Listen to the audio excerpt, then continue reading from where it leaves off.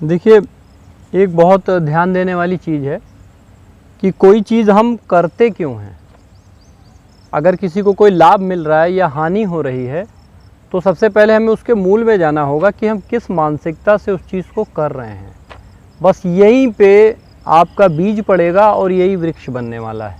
जैसे आजकल आपने योग का नाम सुना होगा, शारीरिक व्यायाम है और ध्यान, सब चीज़ें बहुत बड़ी बड़ी लगती हैं। तो कुछ लोग तो इसलिए करते हैं कि ये एक फ़ैशन है, सब कर रहे हैं इसलिए हम भी करें, तो एक होड़ में लगे हुए हैं, हम किसी से कम नहीं। कुछ लोग इसलिए करते हैं कि कोई काम नहीं तो चलो यही कर लेते हैं, तो आके वो अपनी संतुष्टि करते हैं। जैसे कि आपने बड़े बड़े पार्कों में देखा होगा। तो नंबर तीसरा क्या आता है, उसमें कुछ लोग ऐसे आते हैं जो जिज्ञासु होते हैं। उनको कोई बीमारी नहीं है, सब कुछ ठीक है, लेकिन वो जिज्ञासावश आते हैं कि हमें कुछ जानने को मिल जाए। नंबर चौथा है, कुछ लोग रोगों के निदान के लिए आते हैं कि हमारे रोगों का निदान हो जाए। फिर आते हैं कुछ लोग प्रभाव जमाने के लिए आते हैं कि समाज में हमारा इतना प्रभाव रहेगा, प्रतिष्ठा रहेगी कि हम अपना राजनीतिक और व्यावसायिक स्तर पर अपना बढ़िया चारों तरफ बना पाएंगे। उसमें कुछ लोग ऐसे होते हैं जो इसलिए करते हैं कि सामने वाला कोई आया तो उसको जांचने का प्रयास करते हैं कि इसको जांचे इसमें है क्या। तो कहते हैं कि आपके सामने जाकी रही भावना जैसी, हर मूर्ति तिन्ह देखी तैसी। तो आपकी जो मानसिकता होगी उसी के अनुसार आप चीज़ों को पकड़ेंगे और लाभ यहीं से शुरू होता है और हानि भी यहीं से शुरू हो जाती है। अब इसमें बात आ जाती है कि इसमें उच्चतम स्तर पर कौन है। तो नंबर 1 पे वे आते हैं जिन्हें कोई रोग नहीं, संतुष्ट हैं, जिज्ञासावश चल दिए।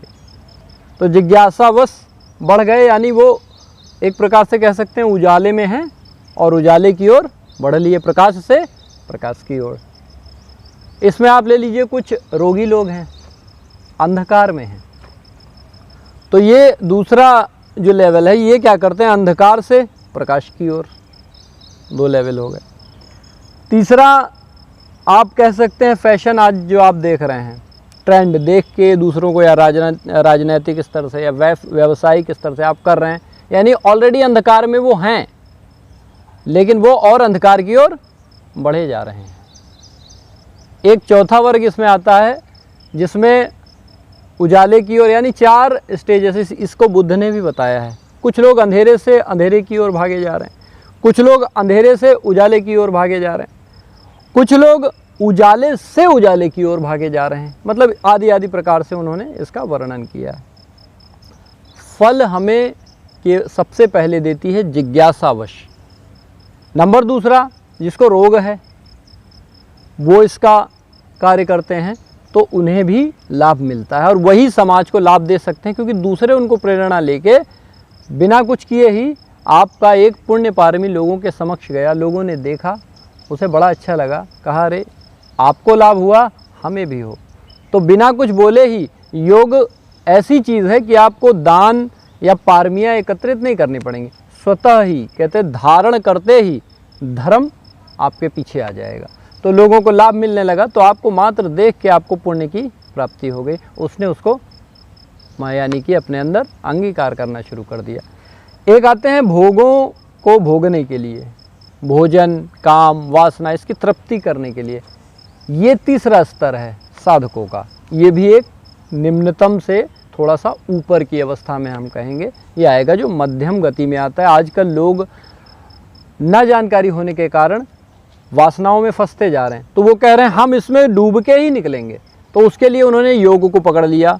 तो ये भी ठीक अवस्था है। तो इन तीनों के सिवाय जो केवल संतुष्टि करना चाहते हैं उनके लिए बहुत सारे पार्क हैं, वहाँ पे जाके संतुष्टि करें, क्योंकि यहाँ संतुष्टि करेंगे तो बाकियों का लाभ नहीं होगा। तो इसलिए हमने आपको बताया कि जब आप कुछ करने जा रहे हैं तो आपकी मानसिकता को आप जांचिए कि मैं किस बुद्धि से करना चाहती हूँ। अब जिसको रोगों का निदान है उसको हम ज़बरदस्ती कहें कि नहीं तुम जिज्ञासावश करो, तो हमारे यहाँ पे कोई कीड़ा काट रहा है और हम कह रहे हैं नहीं ज़बरदस्ती बैठे रहो, तो जब कष्ट है तो जिज्ञासा कैसी, तो पहले तो कष्ट समाप्त हो तब जिज्ञासा जागेगी। तो हमें क्या करना है, पहले अपने कष्टों को दूर करना है। और इस विद्या में, इस विधि में पहले क्षण यानी आपने कल किया होगा और उसका आपको तुरंत अनुभूति हुई होगी, यस समथिंग इज डिफरेंट, कुछ तो हुआ हमारे भीतर, यानी पहले कदम से किया और वहीं से शांति आने लगी।